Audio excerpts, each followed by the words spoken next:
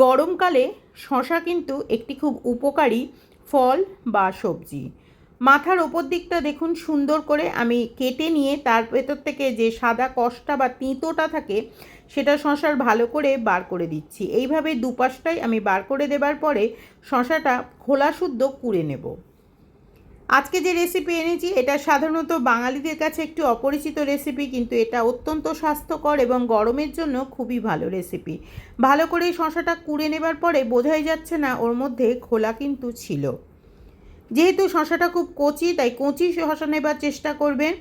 একেবারে সরু দানার আমি কিন্তু এখানে ব্যবহার করছি সুজির সাথে শশা ও পাকা ও কাঁচা লঙ্কা এইভাবে কেটে নিচ্ছি। কাঁচা লঙ্কা এইভাবে কাটলে কিন্তু হাতে কখনোই ঝাল লাগবে না।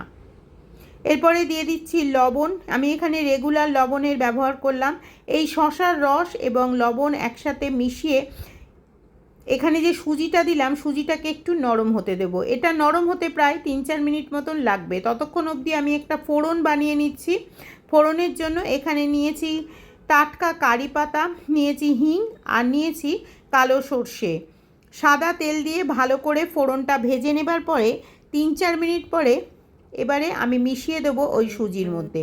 আপনারা চাইলে এখানে চিরোটি সুজি, মানে যেটা ইডলি বানাবার সুজি হয়, হলুদ সুজি, সেটাও ব্যবহার করতে পারেন, কিন্তু এই ইডলিটার জন্য পার্টিকুলারলি নরম ছোট সুজিটাই ব্যবহার হয়। এরপরে 6 চামচ মতন দই, মানে বড় চামচের 3 চামচ টক দই, একটু খাবার সোডা ও একটু নারকেলের কুড়ো দিয়ে ভালো করে মেখে নিলাম। এটা সম্পূর্ণ একটা নিরামিষ রেসিপি। এটা আপনারা উপোসের দিনে বা সকালে ব্রেকফাস্ট বা রাতের ডিনারে খেতেই পারেন। এবারে দেখুন আমি কলা পাতা দিয়ে একটা বানিয়ে নিচ্ছি সুন্দর বাটি, যেটা ইকো ফ্রেন্ডলি বাটি, এবং এটা স্বাস্থ্যের জন্য যথেষ্ট ভালো। যেহেতু আজকের recipe coastal Karnataka side recipe, তাই কোস্টাল এরিয়াতে খুব বেশি যে ওখানে বাটি ঘটি খুব অ্যাভেলেবেল তা নয়, তাই রাস্তাঘাটে মানুষ এইভাবেই বানিয়ে কিন্তু খায়। এটি একটি অথেন্টিক এবং এটি একটি ঐতিহ্যবাহী বাটিতে পরিণত হয়েছে। এইভাবে বাটিগুলো বানিয়ে নিচ্ছি। এইভাবে বাটি বানিয়ে নিয়ে আপনারা ভাত এবং রাস্তাঘাটে যে কোনো কিছু বাটি ঘটি না থাকলে আপনারা এইভাবেও খেতে পারেন। ভাতও খেতে পারেন, এর মধ্যে দোসা, ইডলি, যে কোনো রকম তরকারি, বাচ্চাদের ম্যাগি সব কিছুই খাওয়া যাবে।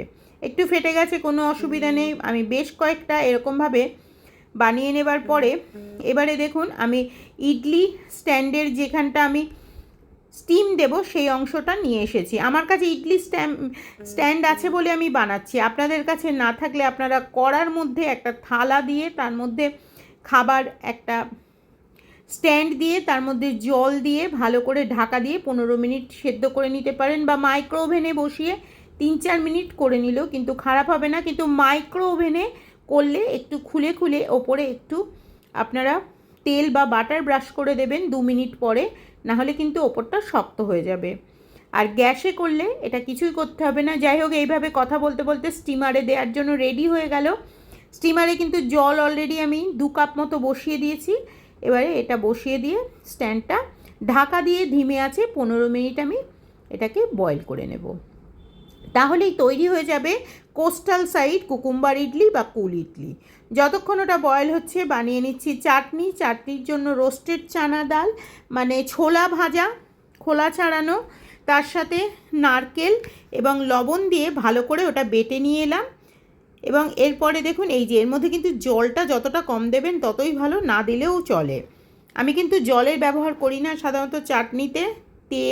তেলের সাথে দিয়ে দিলাম এই যে ফোড়ন দিচ্ছি লঙ্কা, হিঙ্গু, আর তার সাথে কালো সর্ষে আর শুকনো কারি পাতা দিয়ে একটু লেবুর রস দিয়ে ভালো করে ভেজে নিয়ে এসেছি। এই যে দেখুন গরম গরম, ব্যাস এইটা দিয়ে একটু সামান্য লবণ দিয়ে, লবণটা লাস্টে দেবেন। চাটনি কিন্তু তৈরি হয়ে গেল। চাটনি অলরেডি পরিবেশন করে দিলাম। 15 মিনিট হয়ে গেছে। এবারে আমি এগুলোকে পরিবেশন করে দেব। তার আগে দেখে নেওয়া যাক এটা সত্যিই কুক হয়েছে কিনা। তার জন্য একটা ছুরি দিয়ে দেখুন আমি দেখে নিচ্ছি, চারপাশটা কিচ্ছু লাগছে না, সাইডটা ধারটা, তার মানে এটা কিন্তু ওয়েল কুক হয়ে গেছে। এবার পাতা থেকে যদি সহজে বেরিয়ে আসে তাহলে বুঝবেন পারফেক্ট কুক হয়ে গেছে।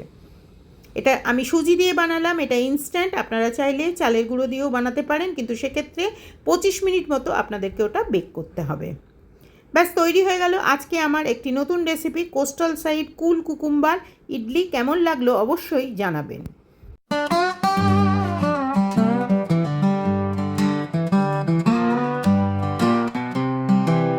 When I come knocking on your door. Yeah, I've been walking, Lord, so long and sore. My feet are tired, my soul is warm.